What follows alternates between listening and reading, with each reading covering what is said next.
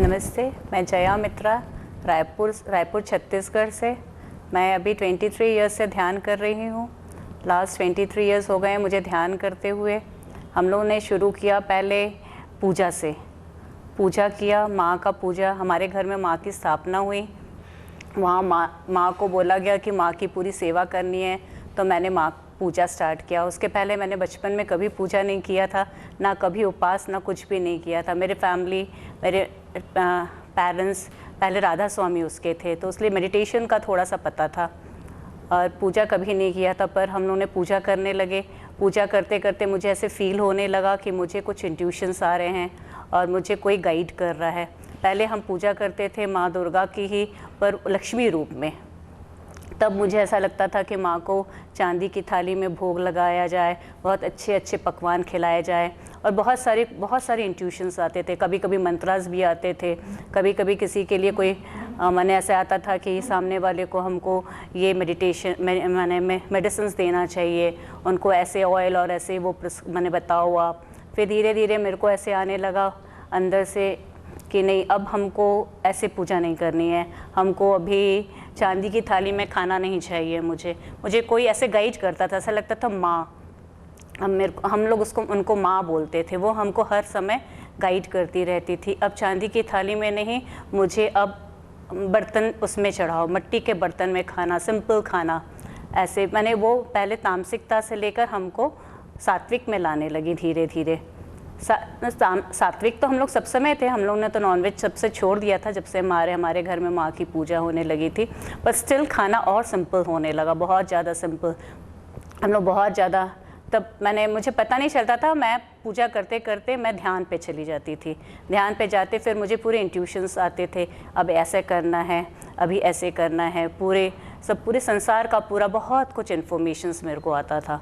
फिर माँ ने बोला कि मुझे माँ, हम लोग सुपर पावर को माँ के नाम से बोलते हैं। फिर माँ ने बोला कि नहीं, अब आपको क्या बोलते हैं, ये सब भी छोड़ देना है, ये पूजा पाठ छोड़कर आप धीरे धीरे मेडिटेशन पर आ जाइए, पूरी तौर पर पूरा मेडिटेशन कीजिए।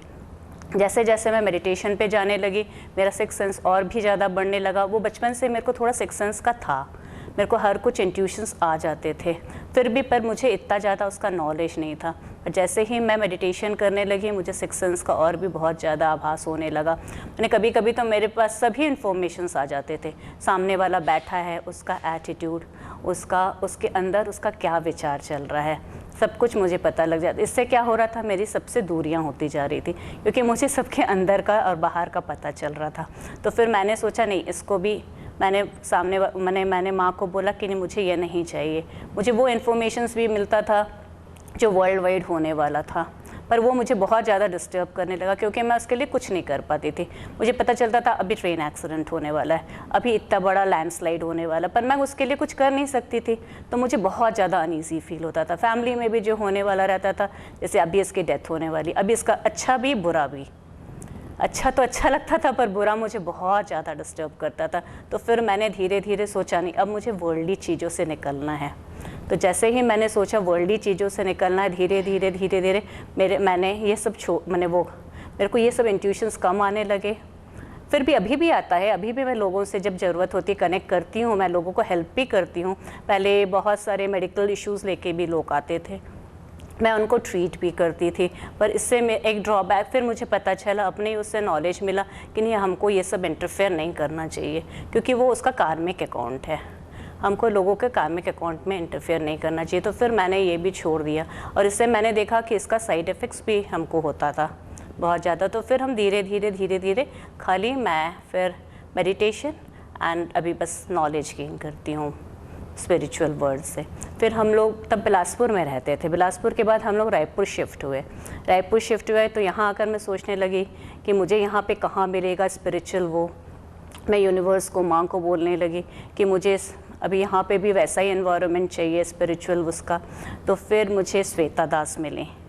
श्वेता दास ने हमको पात्री जी के बारे में बताया। पहले तो थोड़ा बिलीफ नहीं हुआ, तो श्वेता ने बोला कि नहीं आप चलो, तो तब यहाँ पे डॉक्टर रंजन सर का क्लास चल रहा था, फुलटूशी मैडम उसको हेल्प कर रही थी।